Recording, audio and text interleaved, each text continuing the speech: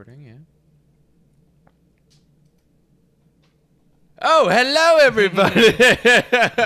Hello, everybody, and welcome to Blue Jays Today post-game reaction. We have a lot to talk about this post-game reaction. We finally won!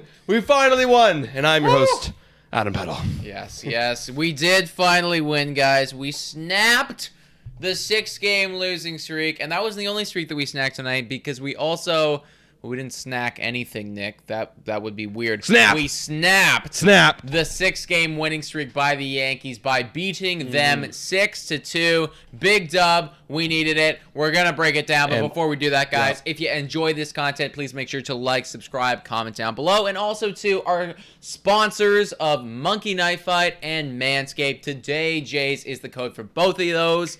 Hop on them. It will help the squads. Man, big dub for the boys today against a really tough team in the Yankees. And we had Matz out there. You know, we never know what we're going to get, but he was elite. Or not quite 7 innings. 6 2/3. 6.2.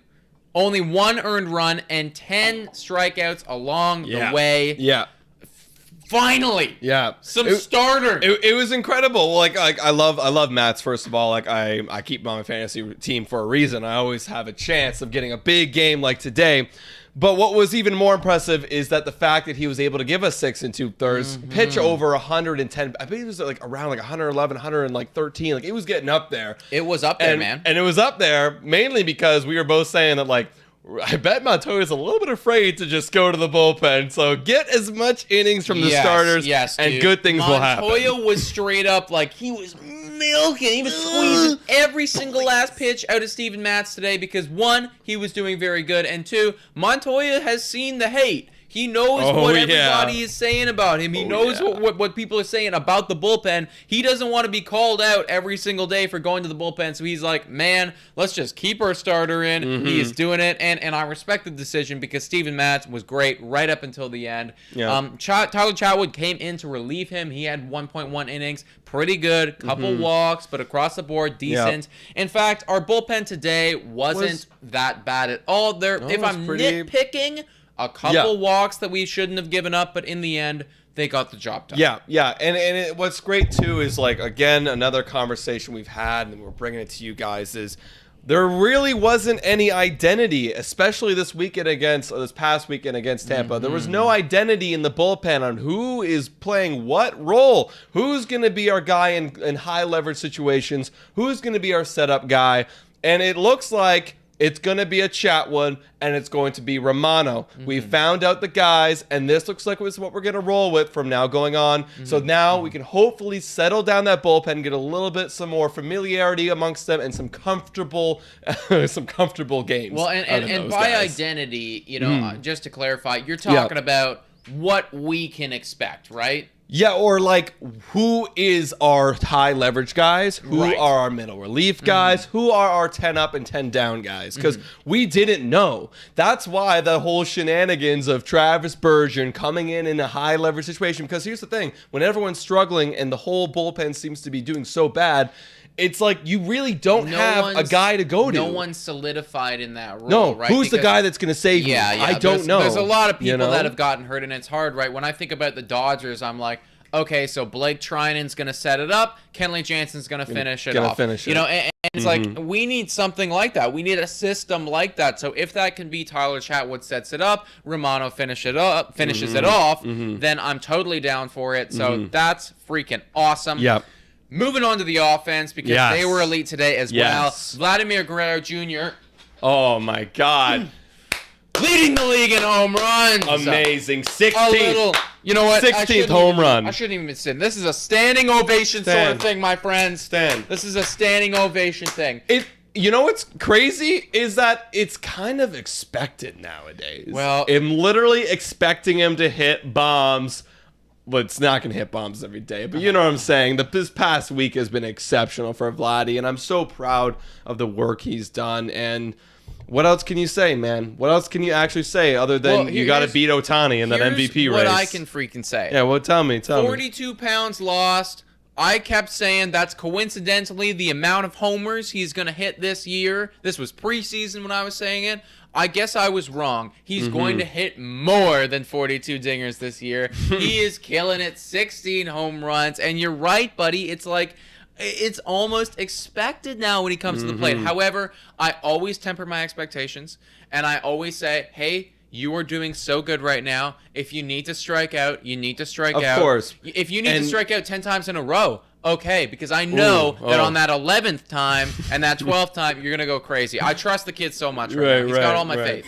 Yeah, no, he's exceptional. His at-bats are exceptional. There's not a single part of his game like that is bad. And if he does make a mistake, it's forgiven because he just comes back around and proves everybody wrong, and he silences us. Yes.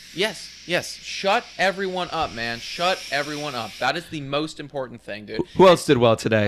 Grichuk hit a bomb. Yep. Love to see it. You know, he was getting a little cold, starting to heat that up again. 2 hits today. One of them was a big dinger. Gurriel, 2 hits. Yep. One of them was a dinger. Yep. Hey, sneakily, Lourdes Gurriel Jr., pray to the Lord.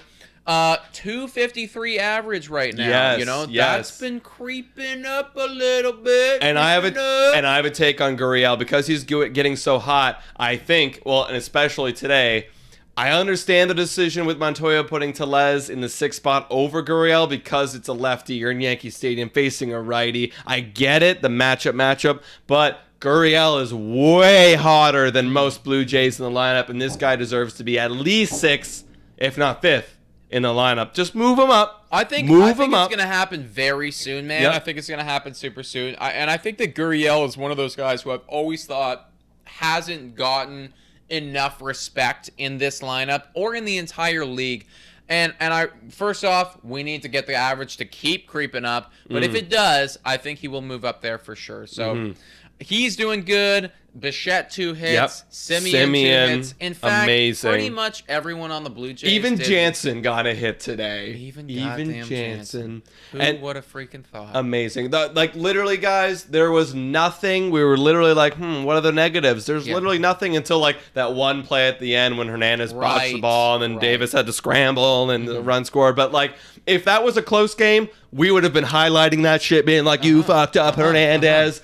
But he didn't, so we don't have to do that. But that's also really important to note because if that was a close game, games don't have to be close when we have pitchers do good stuff. You know, like I know we're always like, oh my God, a guy went 6 innings. Right. Guys, other teams have guys go 6 innings lots of the days. You know, like we are kind of on the odd section where it's like, our guys give up a bunch of runs all of the time and can't make it through 4 innings. So when we do get a guy, it's like, oh my gosh, like thank you so much. Right. And we actually win ball games. This is what happens when we have a guy have a really good pitching performance, be a really good starter, because our offense will give us the lead, and then the bullpen, they have some insurance to work with. We can make a mistake, and it's okay. And here's the thing, like with our bullpen too, because we don't have as we've been a little bit exposed in this past couple of weeks, we don't have crazy depth guys that can bridge us over like they did in the earlier parts of April when we were first starting.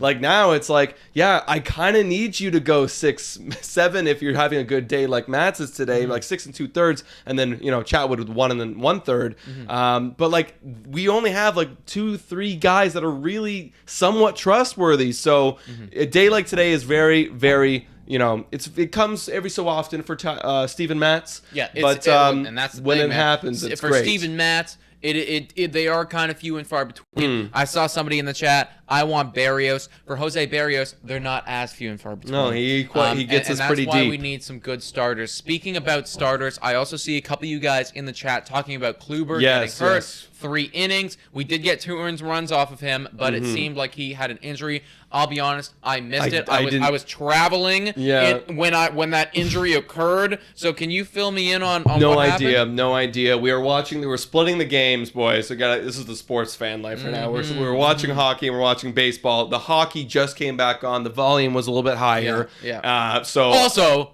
go Leafs go. Big game 4 dub. 3-1 over the Montreal Canadiens. Beautiful. So good stuff. So obviously I didn't hear what the hell Buck Martinez. I think they were speculating too, like their broadcasting crew, like what was going on. So we'll find out later. But yeah, that's very unfortunate for the Yankees and my fantasy team as I have him. So very unfortunate. Yeah, but for sure. get rid of the whole like sympathy thing and like injury. That's one less really great pitcher for the Yankees. Well, Kluber was really heating up, and we never want to see somebody go down with an injury. But also, the Yankees had won 6 straight games. We have dealt with a lot of injuries ourselves, losing 6 straight games. We are not praising this by any means. However, you know what? Losing a quality arm like Kluber, and he is a quality arm. He is. You know, having that happen to an opposing team like the Yankees, it's never the worst thing for the Blue Jays, and we capitalized on it. We did make it happen. We did. Tomorrow, they do have a quality arm going. It's Domingo Germán, who's got a 3.05 ERA. I'm feeling good, though, because we got the kid. Yep. We got the stud, Alek Manoah. In fact, after this, we are going to be recording a podcast talking about Alek freaking Manoah. So you guys are going to see that podcast pop up tomorrow pre-game, get you a little bit hyped, get you, amped for the game, but as well, we're also going to be going live for that game. So if you want to watch along with us, express your thoughts, we're going to be live for that. Really, really stoked. Seeing a lot of you guys talking about Alek Manoah in the chat right now. And, how many innings do you think Alek Manoah will pitch? I think he goes 5 because, I'm not going to spoil anything. But this guy has been going 5 and plus in the minor leagues and in college. So we're talking about starters. We're talking about repeat performances like Steven Matz. If we can get more of this, Alek Manoah, I don't expect this level tomorrow, but maybe if he can give us something good tomorrow, maybe 3-4 weeks down the line, if we can see some of this stuff from Alek Manoah, I think it's very, very reasonable. This is a beatable Yankees team. I'm so I feel like we've been analyzing this the whole time. I would love to just let it sink in and be like, thank God we didn't lose 7 games in a row. Absolutely, man. Thank God we didn't lose absolutely. 7 games in a row. That would have been, correct me if I'm wrong, but would that have been 7 games in a row against AL East people? Absolutely, yeah. That would sink us. That's and we're we're already in a hole. Like I'm gonna pull up now like the standings. Just give a little bit of an update. That is a killer. So 6 games was more than enough. Hey, look at this. We got the losses in. Tampa Bay lost their first game today in a long time. Thank you, baseball gods. But they are in first place at 30-20. Then Boston has lost 2 in a row, 29-20. New York Yankees just lost to us, 28-20. We're 4.5 back from first place at 24-23, and I'm not even looking at Baltimore's 7-game losing streak because they don't matter anymore. Sorry. 4.5 We're not done. Horrible. And if what you're saying, if Alek Manoah can actually provide, like, let's say 3-4 great starts, think about Matz. We can get maybe 2-3 great starts. Ray, 3-4 great starts. Ryu, we're going to get 4 starts automatically. And then that fifth spot can be whatever. Maybe we get 1 out of that spot. If we do that and our bullpen can settle down, we get some guys back for some injuries, boys, we're not done. We're right back in this thing. We are right back in the hunt for the AL East. And at this time, someone told me this time in 2015 and 2016, we had a worse record. We had a worse record. It's not over, boys. We are going to come through, and we're going to get back in this division and kick some Yankee ass. Hell yeah, bro. Baseball is a long season. That's why we watch it. It's on every single day, and we're not even halfway done. I think that's good for the analysis. I think it's time to film this Alek Manoah podcast, which I will be very hyped for. However, I believe Jam Project wants something in the chat. Do you see him? Get ready to kill this live because I want to do this and I want to time it perfectly. You ready for this? Yes. All right. It's time to get rowdy. Thank you all for coming on. We love doing post-game reactions with y'all. We love them. We love them. We love them. And we will see y'all soon for the Alek Manoah podcast.